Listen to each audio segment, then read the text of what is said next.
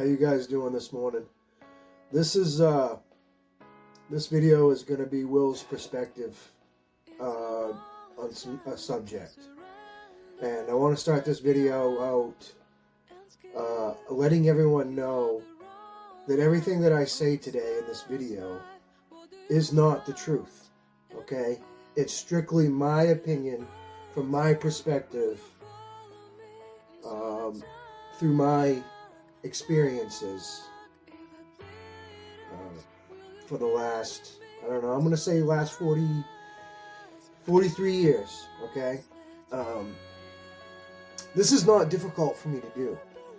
The difficult part of this is to be consciously aware of what's coming out of my mouth, okay? And this is very important. And why I say this is very important is because language, my friends, is the key to societies. I know there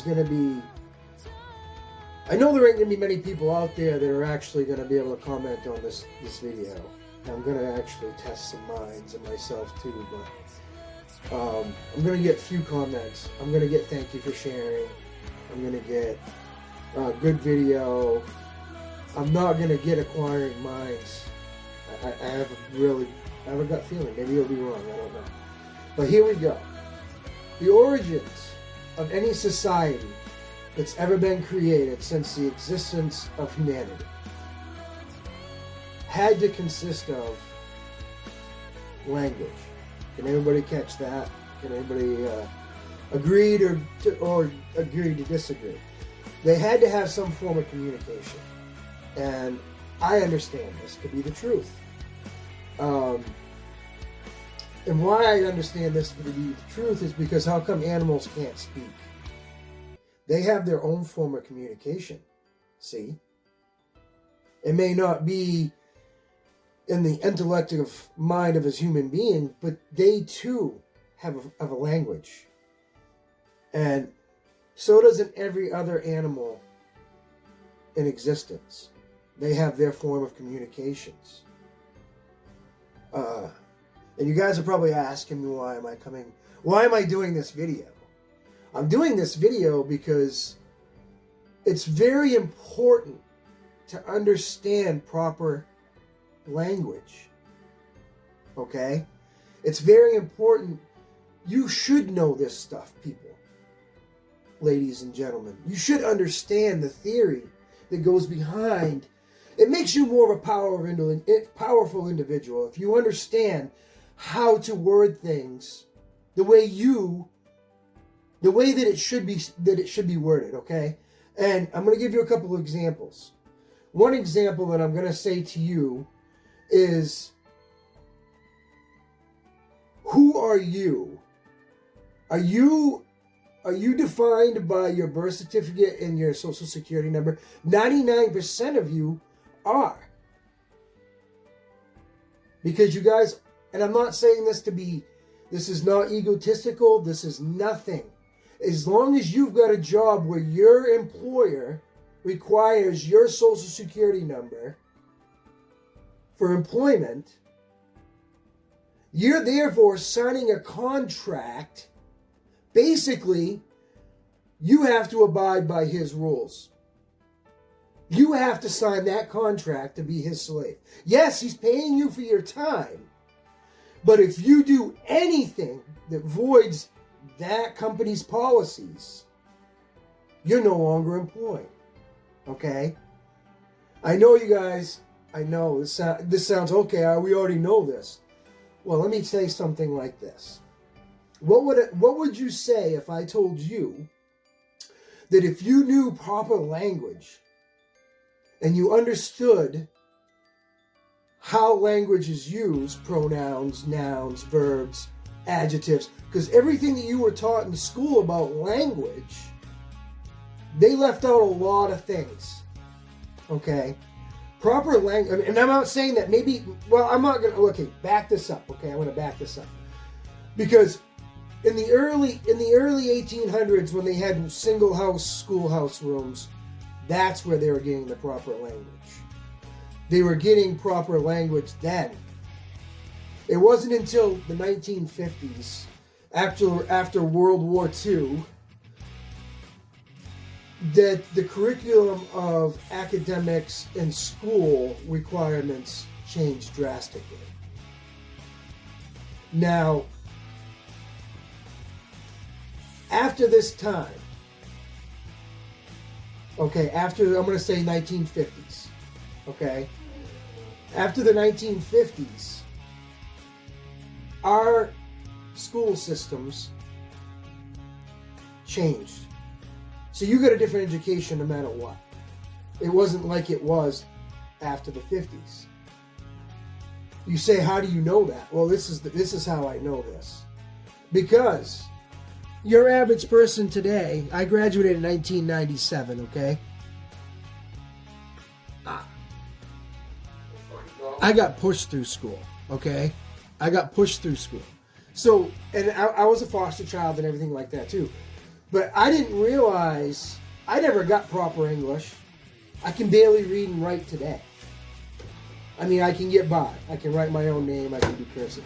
But I'll tell you the other thing that I really understand the most is none of my kids are being taught cursive writing, penmanship, proper English, and how to write proper sentences.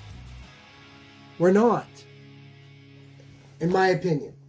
So, if you don't know proper English, you're not going to know proper law. Now, here's another thing too, and they go hand in hand. If you want to know law and your laws and your judicial systems, when it comes to that, you need to know proper English, or you're going to get screwed. Okay, you're going to screw yourself. That's why we need to hire lawyers, right? There you go. But there are some lawyers out there that don't want to tell you all the truth either, because if they tell you all the truth, you know what I mean? You're not gonna hire them anymore. So they need to keep a job. Your judges need to keep a job.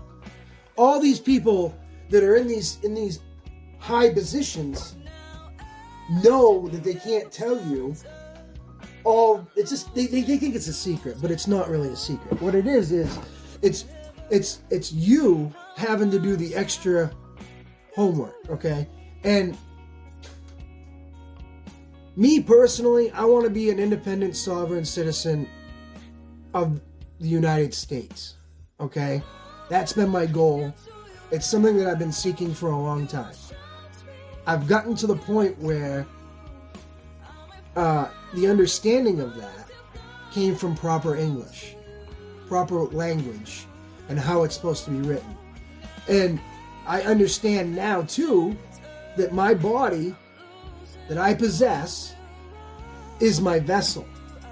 And in the court of law, because we practice the maritime law that I've just recently found this out, that changes everything about language and knowing how to write. You need to know that proper law, and you need to know the proper language to be able to defend yourself properly, right? Doesn't that make sense to you? Yes, it makes sense to me, and that's all that really matters.